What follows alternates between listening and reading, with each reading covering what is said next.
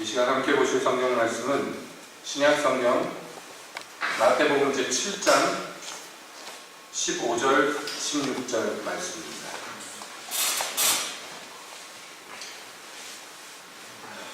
마태복음 제7장 15절 16절 말씀 한 목소리로 함께 읽겠습니다. 거짓 선지자들을 삼가라. 양의 옷을 입고 너희에게 나아오나 속에는 노략질하는 일이라. 그의 열매로 그들을 알지니 가시나무에서 포도주 또는 엉겅퀴에서 무화과를 따겠느냐. 아멘. 하나님, 이 시간에 주의 말씀 듣기를 원합니다. 오셔서 말씀하소서, 말씀하여 주시옵소서. 예수님의 이름으로 기도합니다. 아멘. 우리가 산상순을 함께 보고 있죠. 지난 시간에 13절, 14절이 이 산상순의 전체의 한 분기점이 된다 말씀드렸습니다.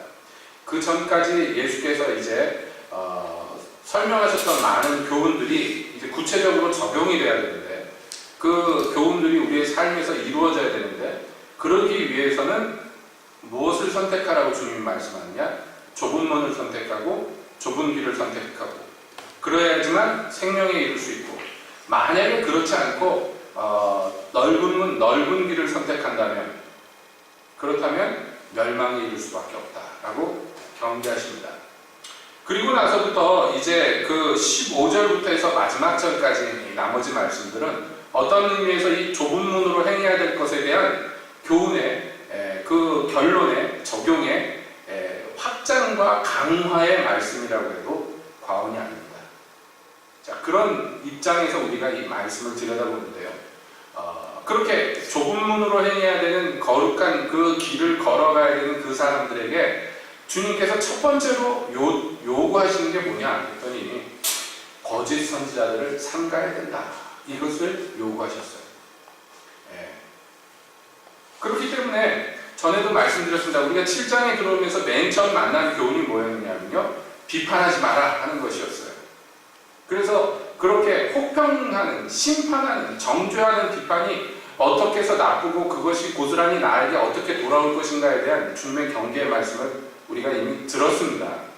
자, 그것을 전제로 한 다음에 그럼에도 불구하고 주께서 지금 말씀하시는 오늘의 본문의 말씀은 뭐냐면 거짓 선지자를 삼가라라고 말씀합니다.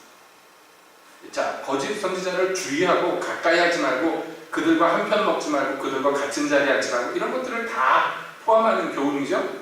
자, 그러려면 이 명령, 이 요청을 우리가 받아들이고 순종하려면 먼저 뭐가 전제되느냐 하면 거짓 선지자를 알아볼 수 있어야 된다는 것이에요. 그게 중요하죠. 네, 거짓 선지자를 못 알아보는데 누군 줄 알고 삼갈 것이냐 말이죠. 그런 의미에서 오늘 우리가 이 말씀을 통해서 이 거짓 선지자가 누구이며 왜 그들을 이 삼가라고 주님이 말씀하셨는가를 집중적으로 우리가 살펴봐야 합니다. 이것은 굉장히 중요한 문제이기 때문에 그렇습니다. 자, 거짓 선지자 사람들이 있는데 이름에 선지자가 붙은 거 보니까요, 선지자랑 비슷하다는 것은 알 수가 있어요. 여러분, 선지자가 뭐 하는 사람들입니까? 교회 안에서의 선지자라는 사람들은요, 신구약을 통틀어서 어떤 사람들이냐면 하나님의 뜻을, 하나님의 의중을 먼저 알아서 백성들에게 이것을 전달하고 백성들로 하여금 하나님의 그 말씀과 그 생각과 뜻을 쫓아가도록 인도하는 사람을 선지자라고 얘기합니다. 그런데 그러니만큼 이 사람은요, 그 어떤 자기 혼자의 신앙생활로 그치는 사람이 아닙니다. 이 선지자라는 사람은요, 그 사람의 신앙이 수많은 사람들, 좀 더 정확하게 얘기하면 모든 백성들에게 영향을 끼칠 수밖에 없는 그런 위치에 있는 사람이에요. 그런데 그 사람이 만약에 거짓된 인간이라면 그거 어떻게 하겠냐면, 그가 거짓된 선지자인지 모르고 거짓 선지자인지 모르고 선지자로 대우하면 어떻게 되겠느냐. 네, 나는 고스란히 멸망하게 된다는 것이에요. 그러니까 이것을 주의하고 조심하고 가까이 하지 말아야, 이렇게 주님이 말씀하시는 것이 참 적절하고 옳습니다. 그러면 거짓 선지자는 뭐 하는 사람들이냐? 그리고 거짓 선지자인지 아닌지 어떻게 알아보느냐? 주님께서 그 알아보는 기준으로서 주시는 것은 열매를 보면 안다, 이렇게 말씀했습니다. 열매를 보면 아는데, 자, 그 열매가 뭡니까? 네. 어떤 선지자라는 사람이 있어요. 근데 이 사람이 하나님의 선지자인지 아니면 거짓 선지자인지 알아보려고 성경에 나온 대로 그 사람의 열매를 봤는데, 예? 말은 쉽죠. 그 열매란 게 뭡니까? 구체적으로. 그래서 이 선지자의, 거짓 선지자의 열매가 무엇인가, 이 열매란 게 무엇인가를 해석하기 위해서 여러 신학자들이 이것에 대한 의견을 발표를 한 지가 이제 오래됐죠. 오랫동안 논란거리였는데, 크게 보면은 전통적으로 이게 두 가지로 갈라집니다. 열매에 대한 설명이요. 첫 번째 계통의 이 열매라는 게 무엇이다 라고 말씀하는 사람들은 주로 그 열매를 그 사람의 교훈에다가 집중합니다. 그 사람이 가르치고 믿고 인도하는 바가 성경적인지 하나님께로부터 나온 것인지, 그렇지 않으면 어떤 다른 것에서 나온 것인지를 잘 분별해야 된다는 거예요. 그게 열매라는 것입니다. 또 어떤 분들은 이 열매에 대해서 뭐라고 얘기하냐면, 그가 무엇을 가르치든지 그거를 떠나서 그 사람의 삶 속에서 나타나는 어떤 삶의 모습들 있잖아요. 그 모습들이 바로 열매라는 것이에요. 이렇게 크게 나누자면 두 가지로 이 열매에 대한 설명들을 추릴 수가 있어요. 여러분들은 어떤 게 더 맞는 것 같습니까? 네.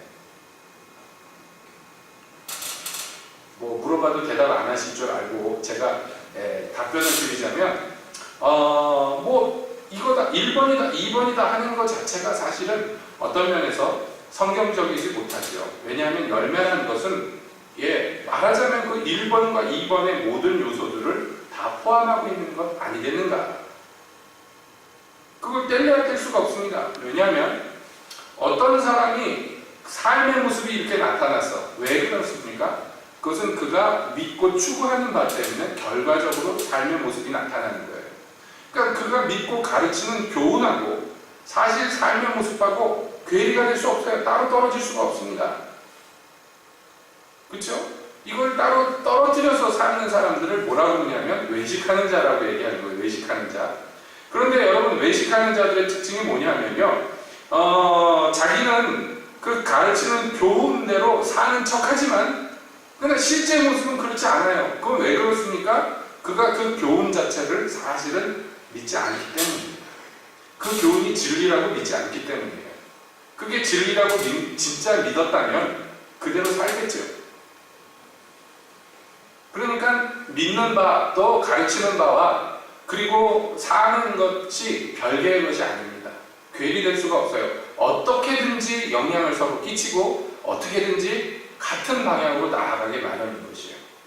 자, 그렇기 때문에 이 열매라는 것은 굉장히 종합적인 것인데요. 열매를 보아서 안다. 쉽지만 얘기는요, 현실적으로는 그게 쉽지가 않아요. 왜냐하면 예수님의 설명대로 하면 거짓 선지자들은요, 양의 옷을 입고 우리에게 나옵니다. 이렇게 돼 있어요. 그러니까 겉모양을 보면 양이란 말이에요. 속은 일이지만. 그러니까 속이 어떤지 알아보기가 어려워요. 자, 예를 들어 봅시다. 여러분, 이단들이 얘기를 해, 사이비가 얘기를 해. 그러면 웬만하면 누가 들어도 이상해요. 누가 봐도 이상하죠? 어제 유집사님이 그 얘기를 했죠. 어떤 하나님 어머니 믿는 어떤 사람하고 대화를 나누셨는구나, 이렇게 얘기를 합니다. 이상하잖아요. 이상하죠. 금세 이상하다고 느낍니다. 말도 안 된다고 금방 느낍니다. 왜 하나님 어머니냐? 그랬더니 창세기에 봐라. 우리가 우리의 형상을 쫓아 사람을 만들자 그러지 않았느냐, 하나님이.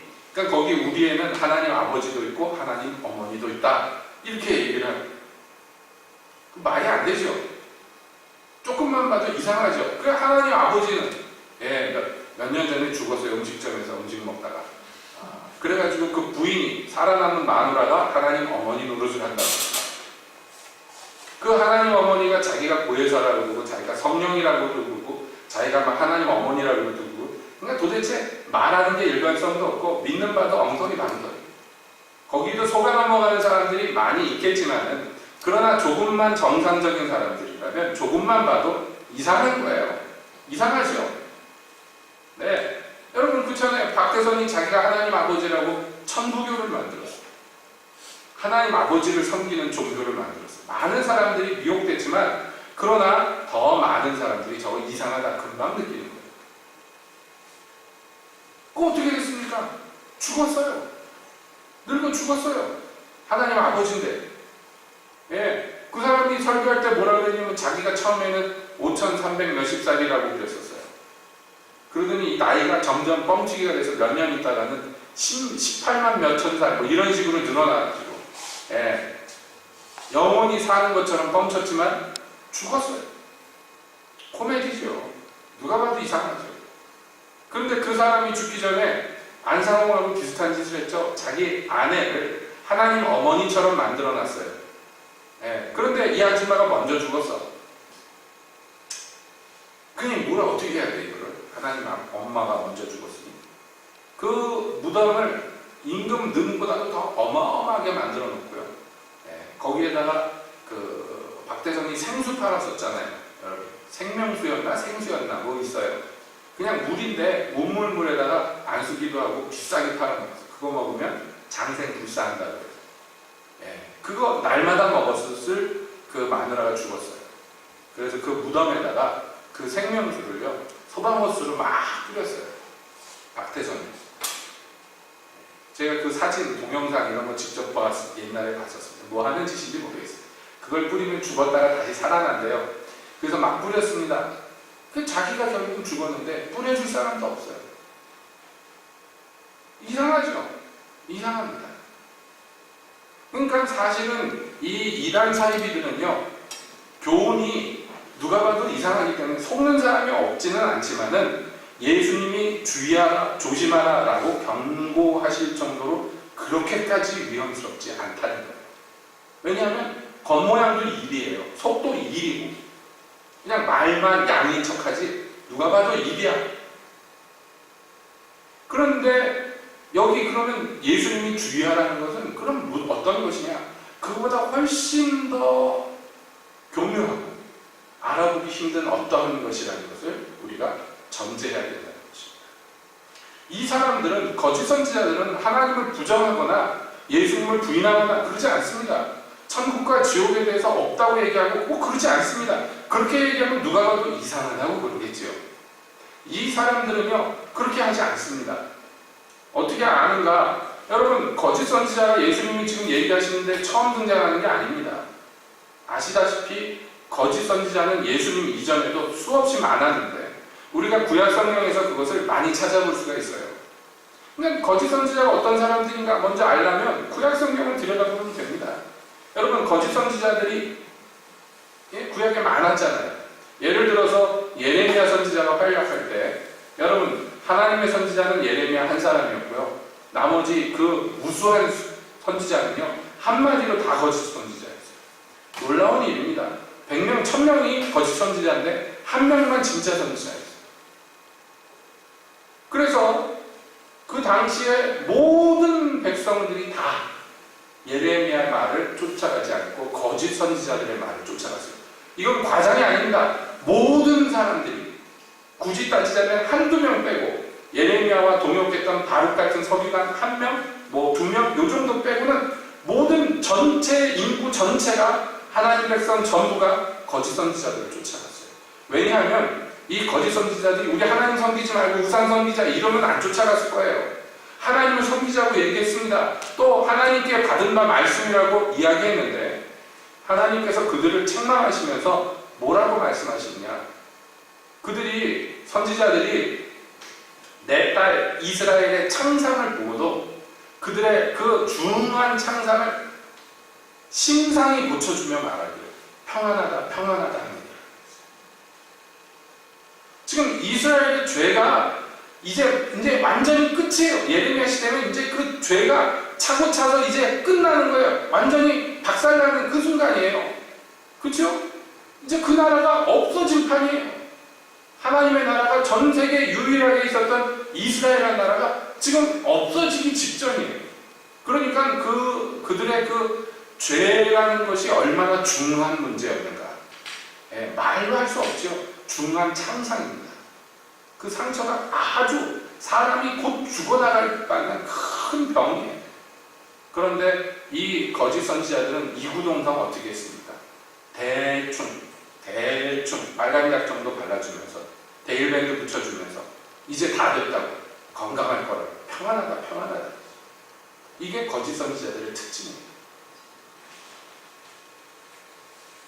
여러분, 예레미야가 하나님이 시키셔가지고 목에 멍에를 매 자기를 사슬로 묶고 그리고 예루살렘을 돌아다니 하나님의 심판을 지금 몸으로 보여주는 거예요. 너희가 이렇게 끌려갈 것이다, 회개해라 라는 것을 보여주는데, 한 선지자가 일어나가지고 그 멍에를 예레미야의 목에서 벗겨내고 그것을 꺾어버리고 말하기를, 하나님이 내게 지금 말씀하셨는데, 예레미야에게 말한 건 좀 전에 말한 거고 새로운 메시지가 왔는데 내가 너희의 목에서 이 멍에를 부수리라, 내가 바벨론을 이겨내리라 라고 말씀했다는 거예요.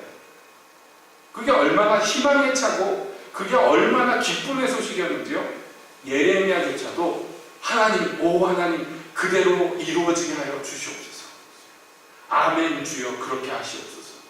예레미야가 하나님께 말씀을 받아 전하긴 하지만은 심판받지 않고 다시 소생한다는 소식을 듣는데 얼마나 기쁘겠어요. 기뻐서 집으로 돌아가는데 그 돌아가는 길 중에서 하나님이 예레미야에게 말씀합니다. 그 인간이 내가 말하지 않는 하나님께 들어노라 하면서 거짓말을 했다. 여러분, 이게 문제예요. 이게 하나님 섬기지 말자, 예수님 말고 다른 구세주가 있다, 이런 소리를 하면 누구라도 저 이상한데 그럴 거예요. 그런데 그렇게 얘기하지 않고 우리 하나님을 섬기자, 예수님께 충성하자, 그분이 너희를 축복할 거야, 너희의 만사가 다 해결될 거야 라고 희망에 찬 얘기를 하는데 실상은 거짓 선지자일 수도 있다는 거예요. 이거 얼마나 무서운 얘기입니까? 그렇기 때문에 예수님이요, 주의하라, 조심하라, 삼가라고 말씀합니다. 하나님께서 예레미야 시대를 한탄하면서 내 종 선지자들이, 내 백성, 내 딸 이스라엘의 중한 창상을 보고도 심상이 고쳐주며 이르기를 평안하다 하니라. 거기서 끝나지 않아요. 그리고 내 백성들은 그것을 기쁘게 여기느냐. 주님의 한탄. 이게 맞아야지 되는 거예요. 거짓 선지만 가지고 되는 게 아니에요. 그 메시지, 그들의 행동을 옳다고 생각하고 기쁨으로 받는 자들이 있어야지 이게 실제로 어떤 하나님을 배반하는 역사가 일어난다. 그러니까 거짓 선지자가 항상 있을 거예요. 이건 마귀의 수장이 항상 있을 겁니다. 주님께서 그러므로 주의시킨 건 뭐냐면 너희는 그들의 말에 부안해동하지 말라는 거예요. 그들의 인도를 따라가지 말라는 거예요. 그러나 이스라엘 백성들은요, 예레미야 당시에 거짓 선지자의 말을 기쁘게 받았어요. 그것을 좋게 여겼어요. 너무나 희망에 찬 말이에요. 이게 우리가 구약에서 흔히 만나는 거짓 선지자들의 모습입니다. 그러니까 시대를 막론하고 거짓 선지자들은 똑같아요. 여러분, 거짓 선지자들의 말이 먹히는 까닭은요, 그들의 말이 나쁜 말이 아니기 때문입니다. 오히려 대부분 우리에게 아주 듣기에 좋고 행복한 이야기들이기 때문에 주로 이게 먹혀 들어간다. 그러니까 문제는 무엇이냐? 우리가 그 열매를, 일단 교훈을 봅시다. 그들의 삶의 모습은 이제 나타날 거예요. 그 잘못된 교훈 때문에 나타날 것입니다. 그러니까 우리가 처음에 주목할 것은 그 교훈을 볼 것인데, 그러니까 이 거짓 선지자인지 그렇지 않은지를 알려면 어떻게 알 수가 있을까요? 어떻게 하면 알 수가 있을까요? 우리가 신약에 넘어와 보면 알 수가 있습니다. 신약의 이 초대교회 때도 거짓 선생들, 거짓 선지자들의 문제들이 굉장히 심각했습니다. 그래서 사도들의 서신에 보면요, 그것들에 대한 경고의 말씀들이 부지기수로 나와요. 왜냐하면 그게 실제로 상당히 교회에 위협되는 문제 때문에 그렇습니다. 그러니까 신약시대 때 거짓 선지자들의 특징은 무엇으로 나타나는가? 뭐 구약시대와 본질상 다를 바는 없지만요, 나타나는 양상의 큰 문제가 뭐냐?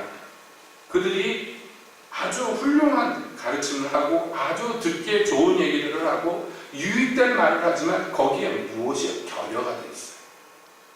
무엇이 결여되어 있느냐. 여러분 무엇인지 아시죠? 네, 십자가의 도가 결여가 되어 있습니다. 말씀드린 것과 같습니다. 왜 이 시점에서 거짓 선지자들을 삼가라 주님의 말씀입니다. 이 시점에서 산상순에서 말이죠. 바로 앞에 무슨 얘기가 있었어요? 좁은 문을 들어가라. 그 길은 좁고 협착해서 찾는 이가 적지만 너희는 찾고 구하여서 그 문으로 들어가고 그 길로 행해야지 된다라고 말씀했어요. 그러니까 거짓 선지자들의 말은 뭐냐면요, 한마디로 얘기하면 좁은 문으로 들어가지 말라는 얘기예요. 넓은 길을 제시하고 넓은 문을 제시합니다. 누구라도 쉽게 편하게 걸어갈 수 있는 길을 제시해요. 왜냐하면 십자가에 도라는 것은 근본 뭐가 있냐면 걸려서 넘어지게 하는 게 있어요. 그래서 이게 십자가에 거치는 것이라고 사도 바울은 설명합니다. 십자가의 도가 헬라인들에게는 미련해 보이는 것이고 유대인들에게는 거치는 것이에요. 걸려 넘어지게 하는 것입니다. 그래서 사람이 보기에는 이게 미련해, 마음에 들지 않아요. 취향이 안 맞아요. 이게 복음의 특징이에요. 그러니까 거짓 선지자들이 이것을 말하지 않아요. 말하지 않을 뿐만 아니라 이 십자가의 도를 교묘히 변화하게 해서 구차히 고난을 면하게 만들어줍니다. 예, 변명거리를 만들어주고 피할 거리를 만들어주고 그렇습니다. 여러분 예레미야가 전한 메시지가 주로 뭐였냐면 너희 죄가 관영했고 이제 심판이 이를 것이니 너희는 기쁘게 그 심판을 받아라. 바벨론에게 항복하고 포로로 잡혀가라 라는 거예요. 그러면 그곳에서 내가 너희를 도와주리라 라는 거예요. 메시지의 주 내용이 그겁니다. 그런데 그게요, 이스라엘 사람들에게는 전혀 마음에 들지 않아요. 전혀 마음에 들지 않아요.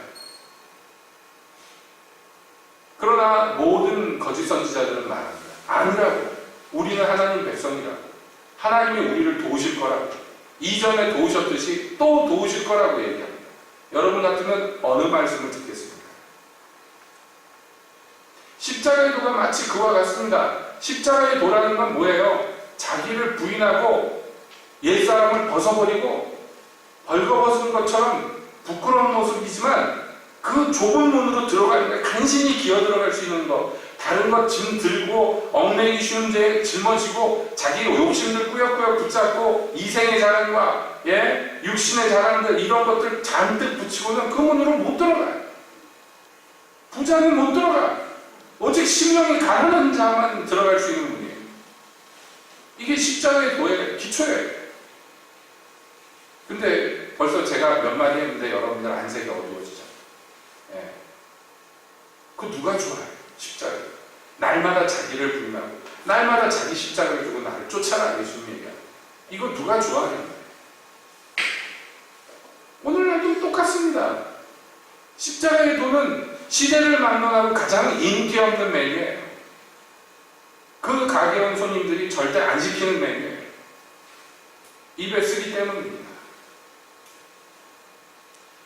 십자가의 도가 여러분 밥상에 차려지면요, 거기에는 뭐가 반찬으로 나오냐? 뭐 회개, 자기 부인, 자기 부정, 뭐 이딴 거 나와요.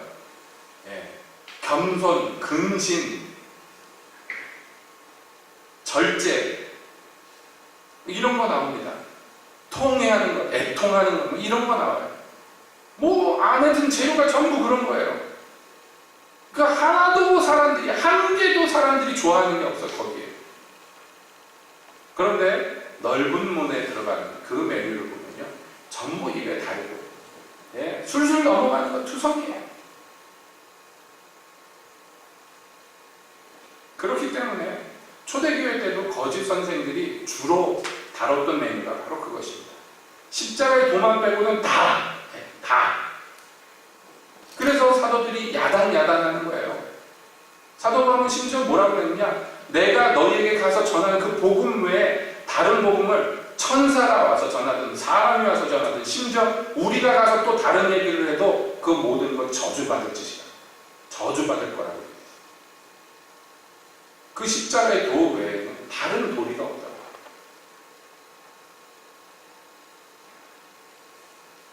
오늘날 교회들도요, 현대 교회들도 십자가만 빼고는 다 해. 다 해요. 십자가만 빼고. 그걸 어떻게 아냐고요? 열매를 모아서 아는 거예요. 그래서 열매를 모아서 아는 거예요. 여러분, 십자가의 도를 쫓으려고 하면요, 맨 처음에 이상한 일들이 일어납니다. 여러 가지 일들이 일어나지만 가장 먼저 나타나는 건 뭐냐면요, 세상과 충돌합니다. 이 십자가의 도는요, 세상 풍조와 충돌하고, 그리고 우리가 갖고 있는 기본적인 성정과 충돌합니다. 그래서 그것이요, 아픔과 고통을 수반합니다. 여러분, 세상과 충돌하면 그 다음에 일어나는 일이 뭐냐면요, 고난과 핍박이에요. 이것은 제가 과장하는 게 아닙니다. 무릇 경건코자 하는 자는 핍박을 경험할 바입니다. 성경이 분명히 얘기합니다. 여러분이 십자가의 도를 쫓아가면요, 어떤 모습으로든지 간에 그것에 반대하는 일들이 일어납니다. 그것이 여러분께 밀려옵니다. 삶 속에서 나타납니다. 예수님이 말씀하셨어요. 내가 세상에 화평을 주러 온 줄 아느냐? 아니라 나는 검을 주러 왔노라. 칼을 주러 왔노라. 그래서 나 때문에 아내와 남편, 아비와 자식이, 어머니와 딸이 서로 싸우게 될 것이요, 서로 죽이게 될 것이요, 이 칼질을 하게 될 거라고 주님이 말씀합니다.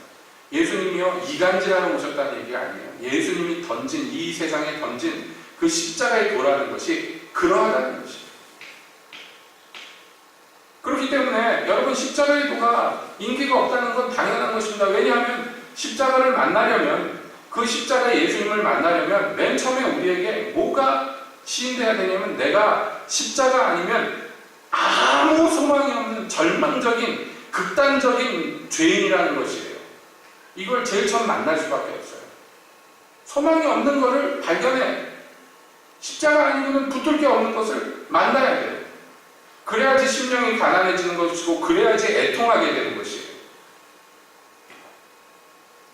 뿐만 아닙니다. 그 십자가를 만나고 나서도 그 사람은요, 계속해서 갈급하고 애통할 수밖에 없어요. 왜냐하면 그 십자가의 도가 너무 고상하고 나는 너무 저급하기 때문에, 그것 때문에 안타깝고 괴로운 거예요.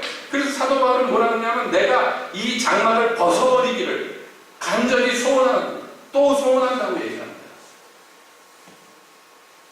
여러분, 이런 것들이 교회에서 사실은 오늘날 찾아보기가 힘들어요. 이건 어떤 교회를 특징하는 것이 아니라 전반적인 상황이 그래요. 우리나라뿐만 아니라 전 세계적인 분위기가 그렇습니다. 오늘날 구원받기 얼마나 쉽습니까? 그냥 마음의 결단만 하면 된대잖아요. 내가 기독교인이 되기로, 내가 예수 믿기로 작정하기만 하면 된다고 가르칩니다. 근데 과거에는 그랬는가? 아니에요. 특히 부흥의 시대 때 보십시오.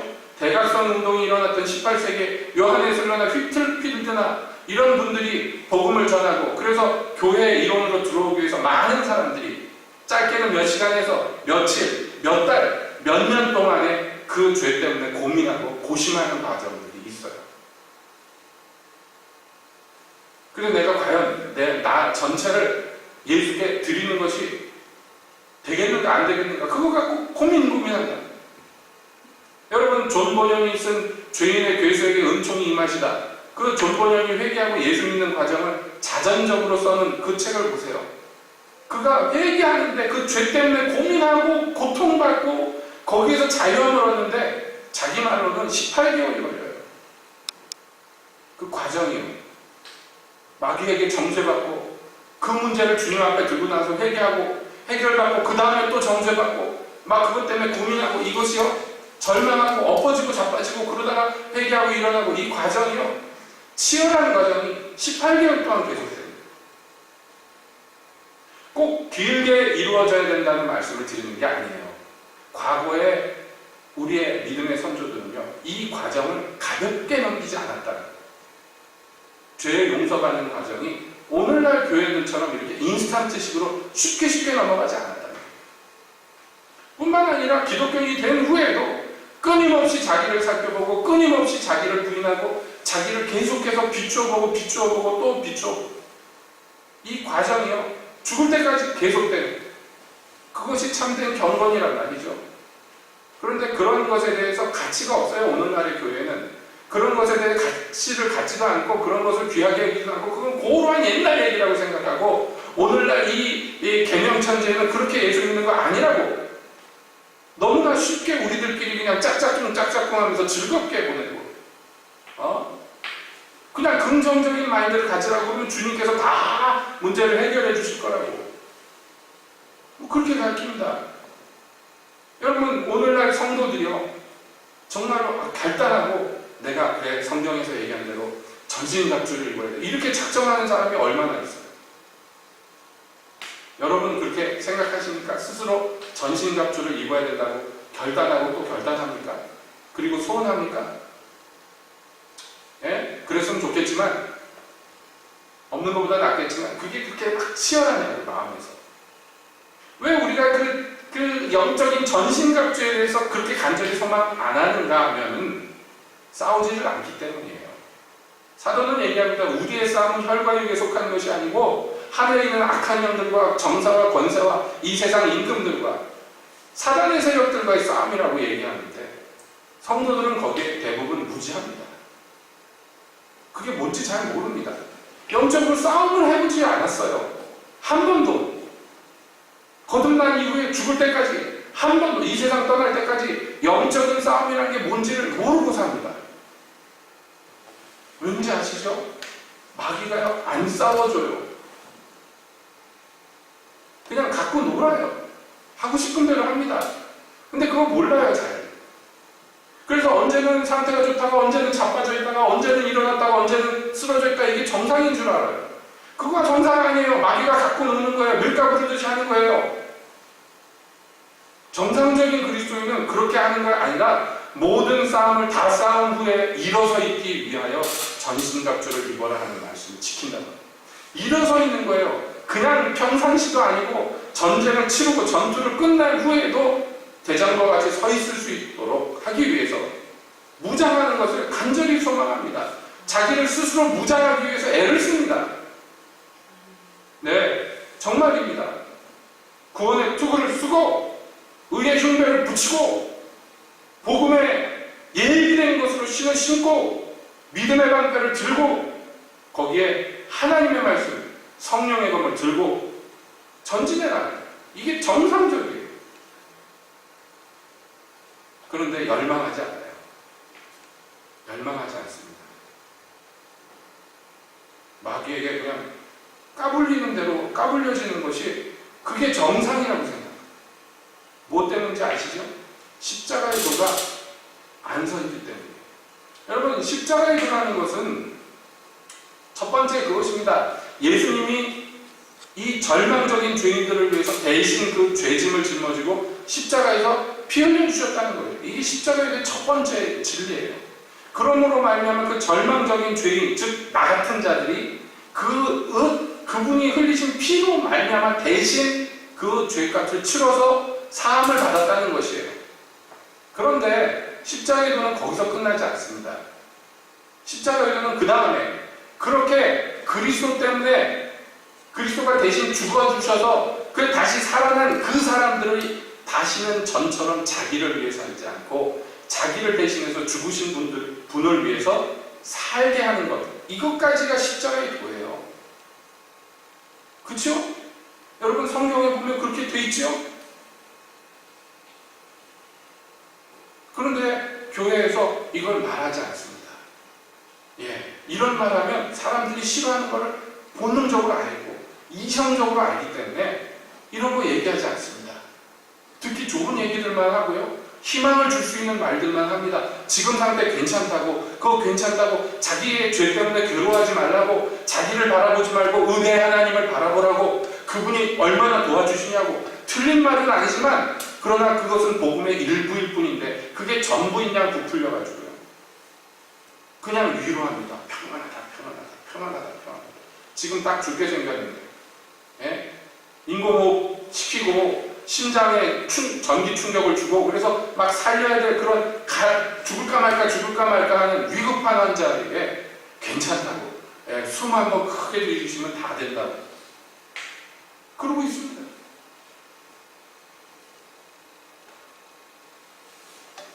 여러분, 우리가 온전하게 선 그리스도인이 아니라 할지라도 최소한 소망하기는 그렇게 서기를 소망해야 되잖아요. 그렇죠? 내가 그리스도와 함께 십자가에 못 박혔는데, 그래서 나는 이제 더 이상 나를 위해 살지 않고 날 대신해서 십자가에 못 박힌 그 하나님의 아들을 위해서 사는 것인데 라고 스스로 하나하면서, 근데 나는 왜 오늘 이렇게 살았을까 하면서 자기 가슴을 치면서 애통해하면서 주님께 간구하면서 주여 나를 도우소서, 내게 믿음을 더하소서 라고 하면서 전진해 나가는 것이 정상일진데, 어떻게 그렇게 편안하고 어떻게 그렇게 안락하게 다들 희낙락하면서 교회 생활을 할 수 있냐 말이에요. 뭐가 문제입니까? 뭐가 문제입니까? 거짓 선지자들이 하는 거짓 복음에 심취해서 이스라엘 백성들이 그들의 말을 좋게 여겼듯이 즐거워하면서 듣는 거예요. 즐겨 듣는 거예요. 그것을. 여러분, 하나님의 종들은 그렇지 않았단 말이죠. 사도 바울이 예루살렘에서 유대인들이 소요를 익히고 로마 군대에 붙잡혀갔습니다. 감옥에 갇혀 있었는데 총독이 바뀌었어요. 벨릭스라는 총독이 왔습니다. 총독이 바뀌니까 유대인들이 새로 변호인단을 꾸며가지고 다시 한번 새롭게 고발합니다. 바울을. 그러니까 벨릭스가 고발했으니까 그 사람 말을 들어봐야 되겠다. 그리고 사도 바울의 말을 들어봅니다. 그 사도 바울의 말을 들어보니까 특별히 뭐 범법행위가 한 게 아니에요. 종교적인 이견이 있는 거예요. 그래서 또 불러다가 물어봅니다. 그때에 이 벨릭스 앞에 나온 사도 바울이 무엇을 얘기했느냐면 하나님의 의와 절제와 곧 임할 심판에 대해서 얘기해요. 여러분 보세요. 자기가 지금 감옥에 억울하게 갇혀 있는데 이걸 풀어줄 권한이 있는 그 로마 총독에게, 그래 네가 이 신앙 문제로 갇혔다는데 네가 믿는 도리가 뭐냐? 라고 물어보니까 그 사람한테 예수 믿으면요 모든 문제가 해결되고요, 모든 인생이 잘 풀리고요, 행복한 삶을 산답니다. 그리고 죽은 다음에 천국까지 갈 수 있답니다. 이렇게 얘기하지 않아요. 당신은 죄인이니까 하나님의 의를 입어야 되고 그 죄에서 떠나야 되고 그래야지 심판을 면할 수 있다고 얘기합니다. 그래서 그 얘기를 듣고 벨릭스가 두려워했다고 해요. 여러분 이게 정상적인 하나님의 종이에요. 그 사람에게 진짜 유익된 얘기를 하고 자기가 받은 복음을 그대로 전합니다. 그래서 사도 바울은 얘기합니다. 내가 하나님을 기쁘시게 하려 사람을 기쁘게 하려, 내가 사람을 기쁘게 하는 자였다면 하나님의 종이 아니니라, 이렇게 얘기합니다. 여러분 거짓 선지자라는 게 멀리 있는 것이 아니에요. 무슨 이단 사설하는 신천지에 있는 것이 아닙니다. 교회마다 현수막을 막 크게 만들어가지고 붙여놓고 신천지 아웃 붙여놓고 그러는데 신천지가 문제가 아니에요. 안상홍이 문제가 아니고 문제는 교회 안에서 차스피니 목사님이 말했듯이 너무나 많은 죽은 사람들이 너무나 많은 죽은 사람들에게 너무나 많은 죽은 얘기를 하는 것이 문제예요. 예수님이 그래서 이것을 조심하라고, 삼가라고. 그들의 말을 쫓아가면 넓은 길로 가게 되고 그들의 말을 쫓아가면 넓은 문으로 들어가요. 거기는 편해서 찾는 사람이 많아. 나 말고도 많이 가요. 거기로 단체로 막 가요. 즐거워하면서. 그런데 예수님이 가기를 원하시는 그 문은 좁고 협착돼요. 간신히 들어갈 수 있어요. 간신히. 그 길은요 눈물의 길이에요. 눈물을 흘리면서 가야 돼요. 누가 거기가 행복한 꽃길이라고 얘기합니까? 사람이 보기에는요 만물의 찢기와 같은 길이고 모든 피조물의 구경거리가 되는 것 같은 길이에요. 그런데 그 길에 생명이 있기 때문에, 그것을 보았기 때문에 우리 믿음의 선진들은 이 땅에서 나그네와 객과 같이 그 길을 걸어갔단 말이에요. 그 길로 가라고 얘기해야지. 그게 진짜 선지자. 넓은 길로 인도하고 넓은 편한 길만 얘기하는 이게 거짓 선지자예요. 멀리 갈 것이 아닙니다. 이단 사설하는 것도 물론 거짓 선지자입니다만은 그거는 교회에 그렇게까지 큰 피해를 입히지 못해요. 정말 교회의 큰 피해는 십자가에 자기를 못 박지 못하게 만들어요. 사람들이 자기를 부인 안 하고도 편하게 살 수 있도록 만들어줘요. 죄와 적당히 타협하면서 적당히 회개하고 그 중에 연함은 죄는 계속 저지르면서 살 수 있어도 별로 부담 안 가는 그런 교회의 환경을 만들어주는 거예요. 여러분 이게 거짓 선지자입니다. 오해하지 마시고 들어주시길 바랍니다. 제가 이런 얘기하면서 다른 교회들 깐다 막 이렇게 얘기하시면 안 됩니다. 예? 그럴 분은 없지만 혹시 인터넷을 보고 그런 얘기를 하시는 분이 있다면 저도 안전하지 못해요. 저도 설교자지만 부끄러울 것들이 많고 주님의 은혜 아니면 이 앞에 설 수가 없는 죄인입니다. 그 문제는 뭐냐면 설사 현재 상황이 그렇다 할지라도 진리는 진리로 선포돼야 돼요. 그게 선지자의 노릇하는 거예요. 제가 항상 드리는 말씀이지만 자기 영혼은 자기가 책임져야 돼요. 그 사람을 실족하게 한 자는 죄가 더 크겠지만은 결국에는요 그렇다 할지라도 죽는 건 자기예요. 그러니까 죽을 길로 가지 말라고 예수님이 말씀하는 거예요. 그들을 쫓아가면 너희들을 지금 잡아먹으려는 일이야. 겉모양은 양가죽을 쓰고 있지만 그 안에는 너희를 약탈하려는 일이야. 거기를 쫓아가면 안 돼. 분명히 봐야 돼. 그들에게서 선한 것이 나올 수가 없어. 왜냐하면 본체가 가시나무와 엉겅퀴이기 때문에. 그 나무를 쫓아가서 거기서 무슨 포도주를 마시겠다, 거기에서 무슨 무화과 나무 열매를 먹겠다, 거기서 무슨 올리브 기름을 얻어먹겠다 이러면 안 된단 말이에요. 그건 애초에 불가능한 거예요. 애초에 불가능한 거예요.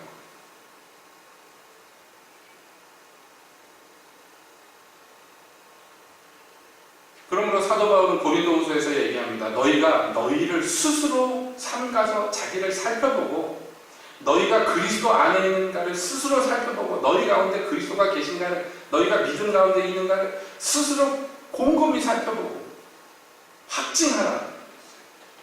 그렇지 않으면 너희는 그리스도의 사람이 아니니라. 그리스도의 사람들의 특징 그 뭐냐면 나는 구원받았으니까 나는 천국행 티켓을 이미 얻었으니까가 아니에요. 그 가운데서 이미 얻었다함도 아니고 이미 잡았다함도 아니라고 그러면서 끊임없이 자기를 살펴보는 거예요. 내가 그리스도 안에 있는가? 그리스도께서 내 안에 계시는가? 내가 그분의 다스림 가운데 있는가? 그분과 동행하는가를 끊임없이 매일매일 자기를 살펴야지 그 사람이 그리스도의 사람이라는.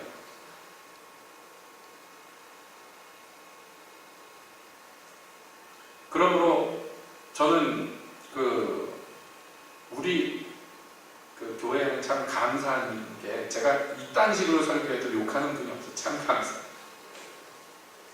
안 그런 교회도 있어봤거든요. 이런 얘기하면 진짜 대놓고 욕하는 교회에서도 있어봤어요. 듣기 싫은 소리야. 지가 얼마나 잘나서. 아닙니다, 여러분. 우리 예수님의 십자가의 복음이 그렇게 잘나서 그런 거예요. 그게 사람들에게는 흠모할 만한 아무 모양이 없어요. 그래서 사람들이 실어버렸어요. 건축자들이 이거 쓸모없다고 버린 돌이에요. 예수님이 그런 분이에요. 이 세상에서 임의대로 대우를 받으셨어요. 여러분, 우리가 그 뒤를 쫓아가는데 예수님보다 나은 대우를 받겠다고 생각한다면 그만한 착각이 어디 있습니까? 여러분, 십자가의 도가요, 다른 사람들에게 걸려서 넘어지는 거예요. 우리에게는 구원을 이루는 돌이지만 이상할 것이 없어요. 예수님이 말씀했어요. 내가 너희 선생인데 나를 바알세불이라고 했는데 너희한테는 오죽하겠느냐 말씀하셨어요. 그렇죠? 성령께서 사도 바울에게 약속하신 게 뭐냐면 너 가는 데마다 환난과 핍박이 기다린다고 말씀하셨어요. 무슨 꽃길 얘기 안 하셨어요. 사람들에게 칭송받고 존경받을 거라고 얘기하지 않으셨어요. 사도들이 이구동성 전부 하나님의 음성 그렇게 들었어요. 그래도 그 길을 갔어요. 어떤 사람은 이렇게 죽고 어떤 사람은 저렇게 죽고. 여러분, 하나님의 종, 예수님의 제자들은 다 그렇게 갔습니다. 우리 선진들도 예수 믿을 때 그렇게 믿었어요. 여러분, 우리 초기 기독교인 이 조선에 처음 복음 받은 분들이 그 당시에 찬송가 이 곡조를 따서 가사를 붙여서 노래 부르는 것들 지금도 기록에 남아있어요. 그 내용들 보세요. 다 뭐라고. 주의 제자 베드로는 거꾸로도 갔사오니 나는 어떻게 갈 겁니까? 뭐 이런 거에 전부 가사들이 전부 각오를 다집니다. 예수 믿는 사람들에게 그걸 먼저 선전합니다. 우리가 믿는 주, 우리가 믿는 신이 십자가에 못 박힌 신이야. 너희들도 그런 대우를 임의로 받을 거야 라고 먼저 선전해요. 그럼에도 불구하고 미련하게 전도함으로 믿는 자들을 그래서 주님이 구원하십니다. 우리가 무슨 지혜의 말로 권할 말이 뭐가 있습니까? 무슨 거짓말을 살을 막 붙여서 요즘에 유행어로 하면은 MSG를 막 뿌려가지고서 뻥튀기를 해가지고 예수만 믿으면 그냥 부자가 되고 모든 게 다 잘 되고 자식들도 잘 되고 막 이렇게 뻥을 쳐가지고 그 물건을 팔아먹어야 되겠습니까? 여러분, 잊지 맙시다. 우리가 받을 수 있는, 우리가 받아야 되는 단 한 가지 진리는 예수님이에요. 그분만이 진리고 그분만이 길이에요. 그분 외에는 하나님께로 갈 길이 없어. 우리에게 방법이 없어요. 그분이 제시한 그 길이 좁으면 좁은 길이에요. 그러면 어디로 갈 겁니까? 다른 데로 못 가요. 여러분, 예수님의 이름으로 여러분들께 간절히 권합니다. 여러분, 거짓 선지자들의 말에 혹하지 마시고, 디모데에게 사도 바울이 경계했어요. 말세에 타락하는 그 시기에 많은 사람들이 자기 욕심을 따라 거짓 선생들을 제 마음에 둘 거라고 경고했어요. 그걸 자기가 원하기 때문에 그런 교훈들을 넙죽넙죽 받아들입니다. 어떤 분들은 제가 이런 설교를 하면 부담스럽다고 다른 교회로 가시는 분들이 있는데 그거 어쩔 수 없습니다. 우리가 거룩한 산재물로 자기를 드리지 않으면요, 우리는 약탈당해요. 이 이기들한테. 그러므로 이 시간 다시 한번 결단하시기 바랍니다. 우리 하나님은 내가 좌지우지할 수 있는 작은 하나님입니다. 온전히 그 앞에 내가 엎드러지고 온전히 굴복하고 온전히 그분만을 겸손하게 쫓아가도 못 쫓아가는 크고 크신 분, 그 하나님 작게 여기지 마시고 그 우리의 주님 예수님이 그렇게 크신 분이 우리를 위해서 얼마나 낮아지죠. 우리가 딸을 도리는 그것밖에 없어요. 우리가 섬길 하나님은 그런 하나님입니다. 그 앞에서 다시 한번 시인합시다. 결단합시다. 주님, 내가 그 길, 좁고 협착한 길이라도 주님 계시니까 예수님 쫓아 가겠습니다. 생명으로 인도하는 문은 좁고 길은 협착해서 찾는 이가 적지만은 그러나 나는 그 길로 주님 쫓아가겠습니다. 결단하시는 이 시간 되시기를 주님의 이름으로 축복드립니다. 기도합시다.